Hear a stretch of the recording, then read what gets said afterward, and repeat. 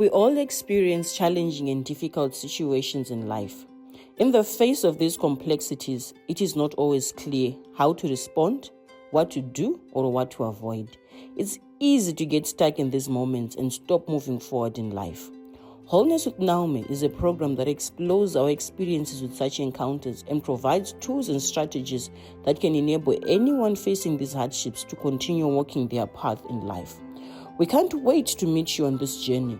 Tune in, your life is about to change for the better. Welcome to our program, Wholeness with Naomi, where we talk about different and sometimes difficult situations that you may find your way.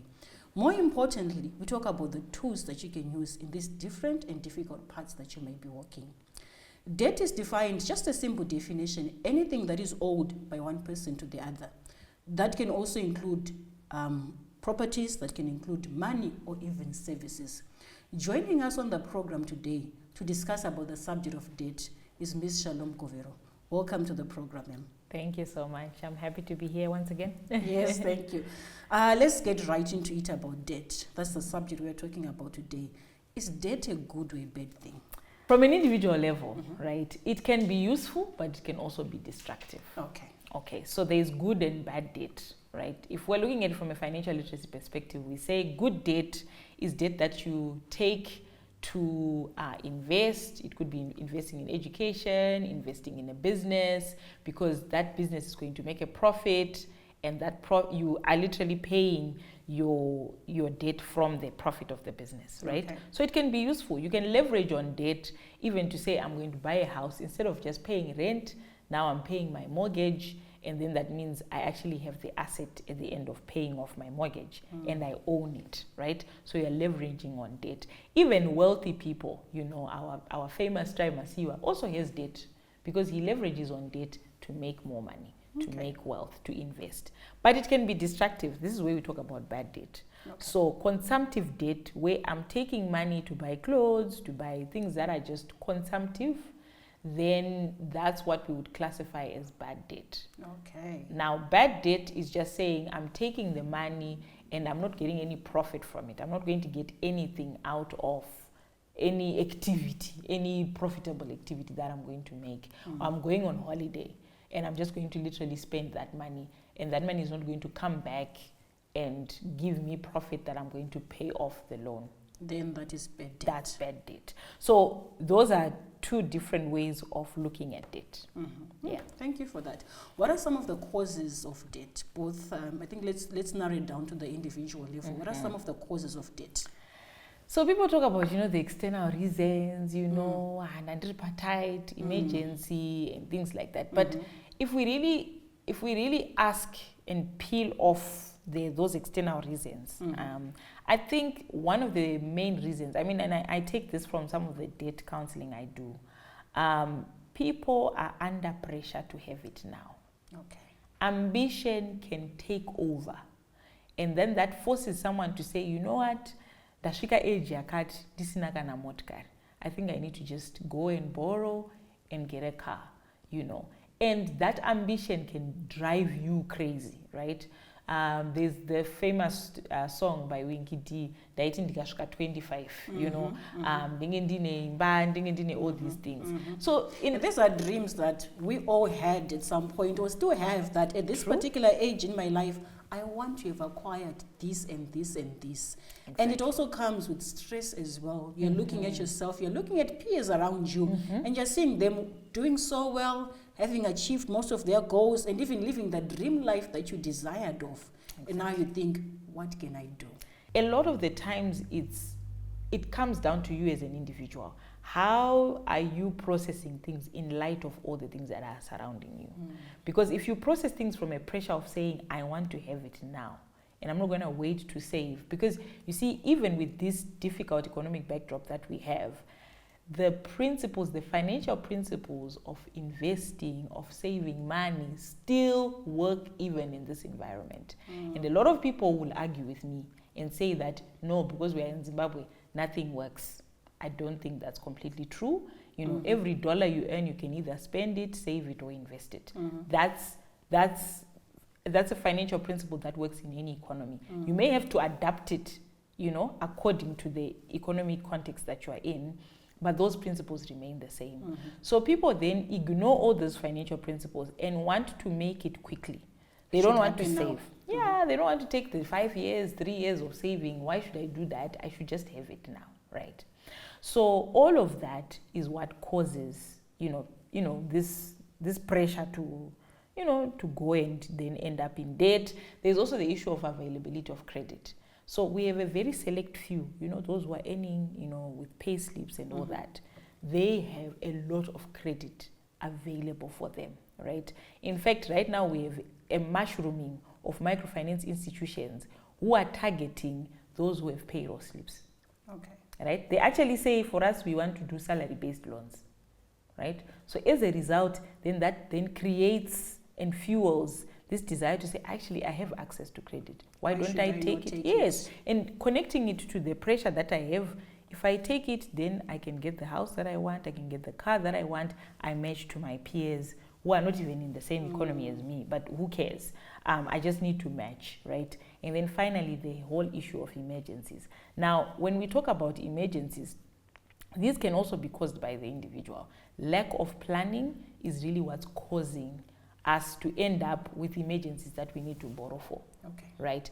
And do you know that in Zimbabwe right now, when you look at insurance statistics, people are insured more against death than they are against health. That's actually true. So you have more people taking up funeral cover, and like the numbers are staggering. The difference is staggering. I think they say 70% of people who have insurance will have funeral cover, but they will not have medical aid. They will not have medical insurance. So that means we are unprepared for sickness. And yet that's the most frequent thing that actually hits us. That's true. Yeah. So all these reasons actually end up, will lead people to end up borrowing. And we can avoid them. I feel like a lot of these we can actually avoid them. Thank you so much for that. As we're talking about debt and we're talking about looking at your peers and also even the different reasons that you may find yourself in, which leads you to a place where you're taking debt, what are some of the emotional challenges that one can face as a result of the debt? I have been called into companies where someone will say, the HR will say, I'm having an issue with this particular employee. They now have, debt collectors coming into the workspace, and it's causing toxicity in the workspace. I cannot do this. In fact, they say that productivity is affected when someone has financial stress. So if I'm stressed with my own home issues, I come to work, I can't actually perform at the level that I should perform. So those are some of the issues that arise when we're talking about being indebted. I actually didn't realize the amount of challenges that are surrounding this subject. And that just shows the importance of why we should actually talk about it. And viewers, let's take a short break. Do join me in the next episode as we now talk about the tools that you can use to be able to overcome debt.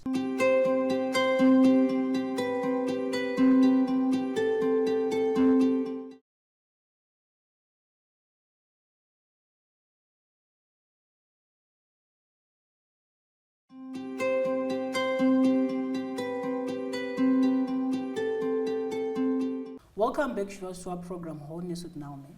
Before we went on a short break, Ms. Shalom was sharing with us about debt, the effects that debt has upon different individuals, and overall how it affects us.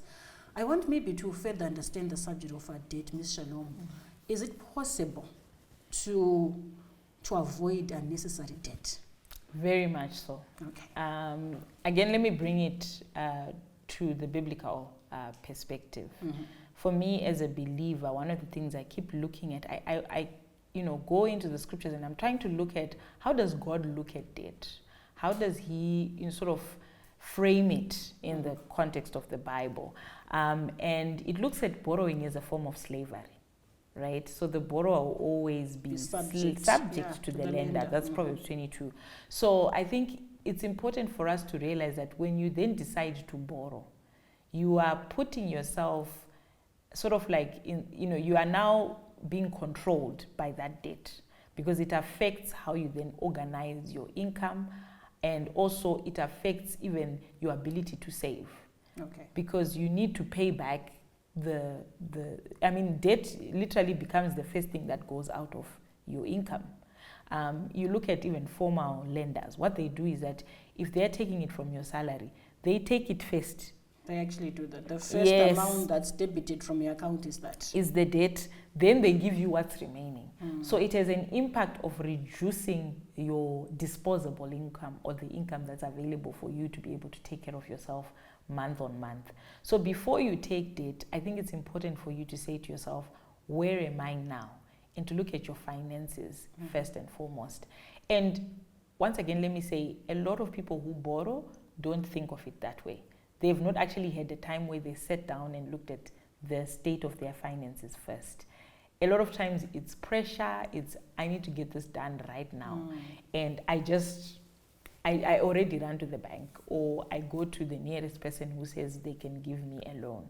And isn't it interesting, even now, I mean, we're looking at, let's say, going back to school or whatever, you know, the adverts are speaking to, you know, back to school loans, back to school debt, you know, get some back to school so you can pay your school fees all at once, then you can pay over time. So a lot of times, like, the environment and the society actually aids you, you know, and it actually gives that as the first option, but it's not.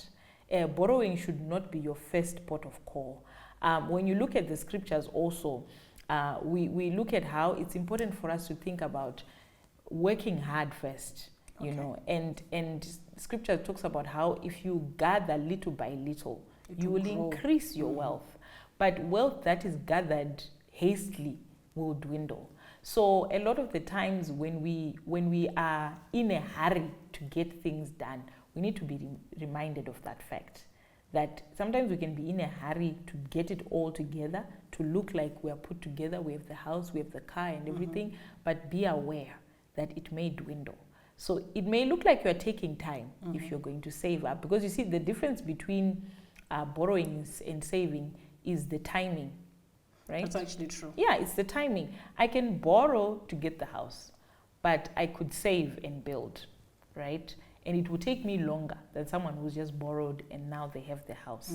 So that pressure to get everything all together can sometimes get to our heads. But there's another way.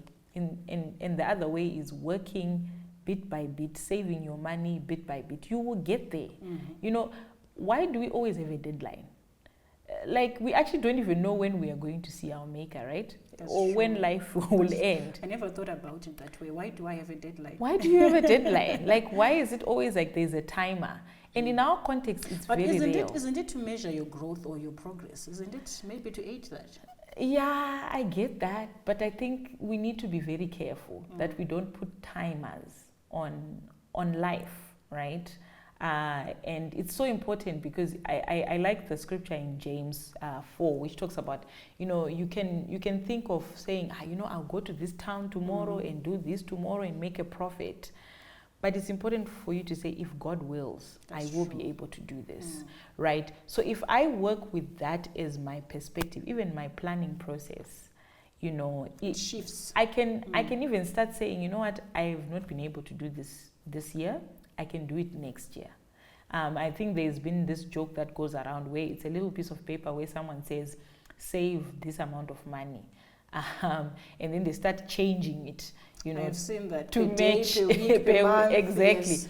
But, you know, I think we set these timers by ourselves. We don't necessarily need to. Our planning process needs to be governed by saying, if God wills it, I will be able to do it. And yes, you can set deadlines, but be willing to shift them if you are unable to do it, because you shouldn't be under pressure. You know, anything you do hastily, you're going to make a mistake, right? So you want to make sure that you do your things with that in perspective. So that's the way I look at life. And godliness with contentment is of great gain. This is, again, a spiritual principle. I feel like when you are content, you work from a place of faith, not from a place of fear. And there's something about that as well when we're talking about contentment. It doesn't necessarily mean that you're not striving to get further, to get higher. But with where you are, with what you have, as you strive for those goals to reach them, you're saying, I'm okay. Exactly. So there's a certain level of prioritizing values and virtue and purpose above just dollars. Okay. So that's something that I have put into how I do my work and how I approach life, even from a financial perspective. Do you know, it's interesting. I've been in financial literacy for maybe 10 years now, and I meet people who say to me, but I'm going to marry. You know, I'm going to marry. I have gone through seasons of lack, you know, but I don't look like my problems, right? I have learned that, you know, when I'm pursuing purpose, there will be seasons of lack. And it's normal. And it's normal, right? But I don't have a poverty mentality. Okay. Poverty mentality says, isusu edu tiri varombo, hapana chatinowana, chiro tinogona kushanda, asi zvinhu zvedu zvinenge zvakatukwa. That's a poverty mentality. And I strongly believe that poverty mentality even goes against working hard, because it just tells you that there's nothing to work for anyway. Just sit and, you know, and sleep your time away and all that. But if you're someone who's purposeful, you even know that there are seasons of lack. So for me, even in seasons of lack, I don't worry too much. And I wanted to actually say that it's so important to also guard yourself in those seasons of lack. Who are you talking to? Who are you, you know, allowing in your space? Some of us, for me, there are seasons where I'm not on LinkedIn. I don't go there. Or I don't go on Instagram. Because I know that if I go there, it fuels this thing in me that I'm left behind. I'm not doing enough. I think things are not okay with me. I may actually end up trying to apply for a loan after that, because I'm feeling behind. So it's so important for us to guard what we are allowing in our minds, or allowing our minds to focus on when we are in those seasons of lack. Because in those seasons of lack, that's where the pressure to borrow, the pressure to be like so and so, then begins to fester. That's really important. Thank you so much for that. You know, viewers, as you heard, contentment with godliness is great grain. Let's take a short break to join me in the next segment.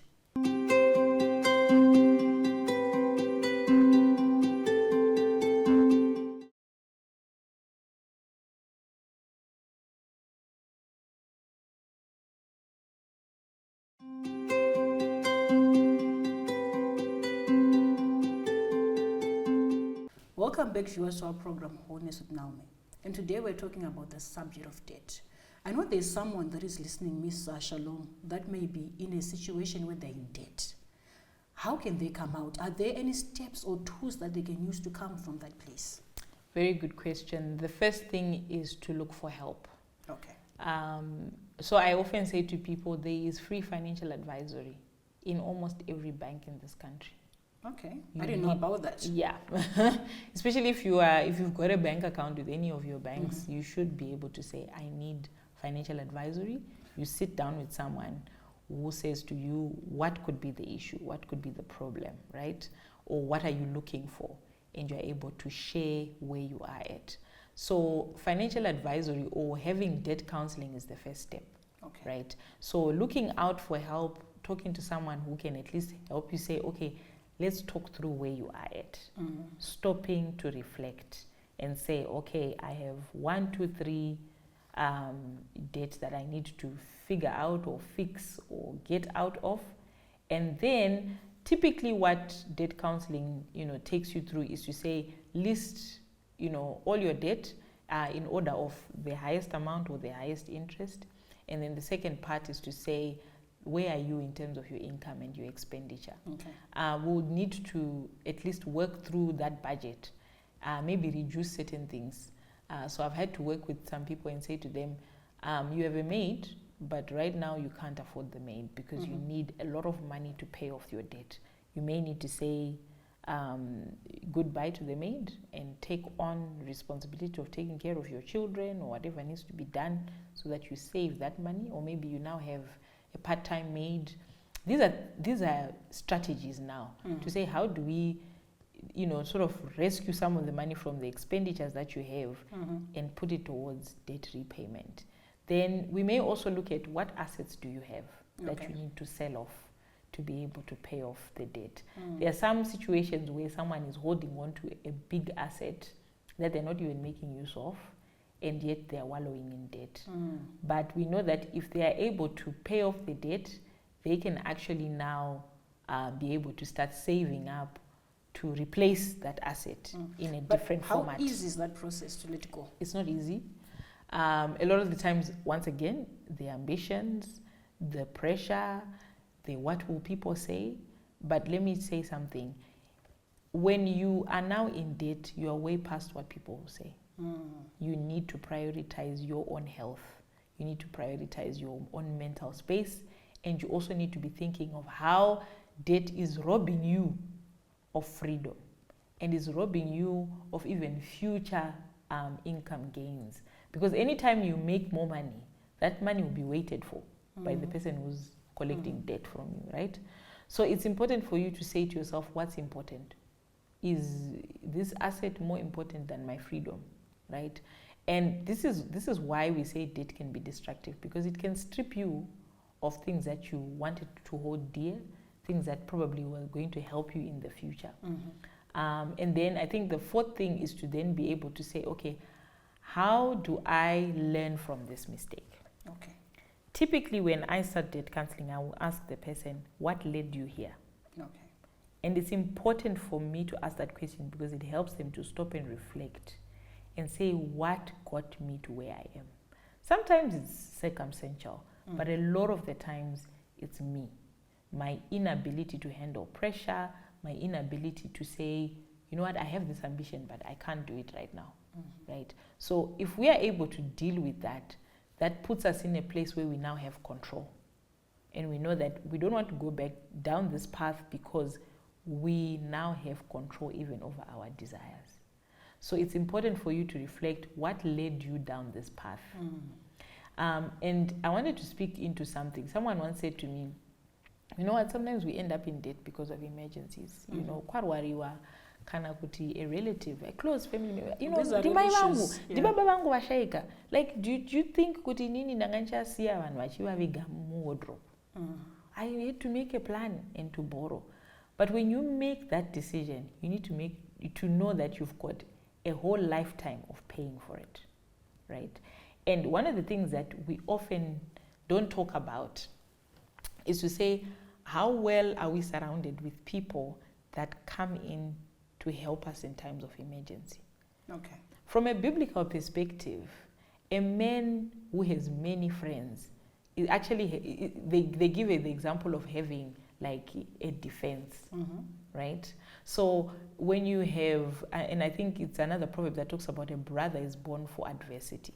So it's important for us to have good communities, a network of people that come together and support us and lift us in times of emergency. I've seen it in other cultures where if there's, for example, and we're going to keep it the example of a medical emergency, talking about it because that is something that usually puts us into debt.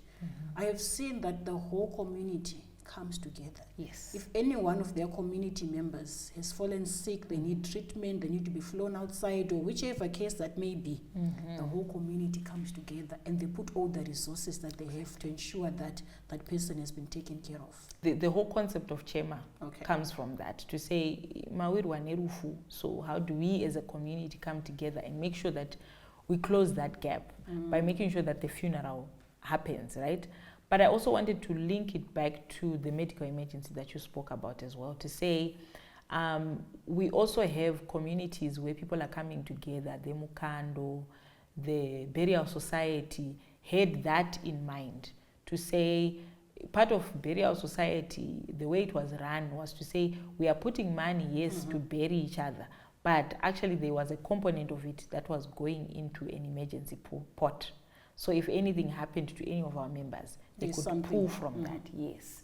And in the same way, I think I want to hasten to say this is where the communal aspect, the Ubuntu-ness comes in. And that's for our us. value. It's a value for us as Zimbabweans. It's a value for us even as Africans. So I really want to say, especially amongst young people, I'm seeing this is a value that we are eroding. I can do life alone. You can do life alone. Postmodernism is saying, you know, you can do it by yourself.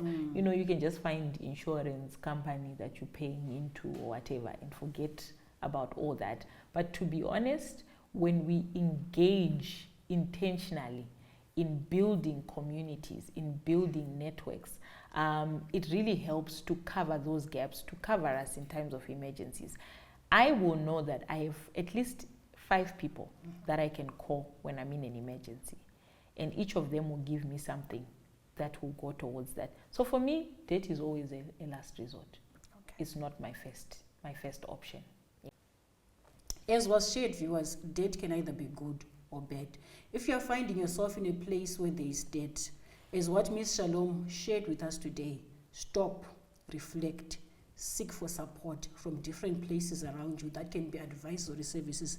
That is how you can come out of it when there is now intentionality of pulling together the resources, the support structures around you. It is actually possible for you to be able to come out of debt. Thank you so much for joining us on this episode. Do continue in wholeness. Thank you.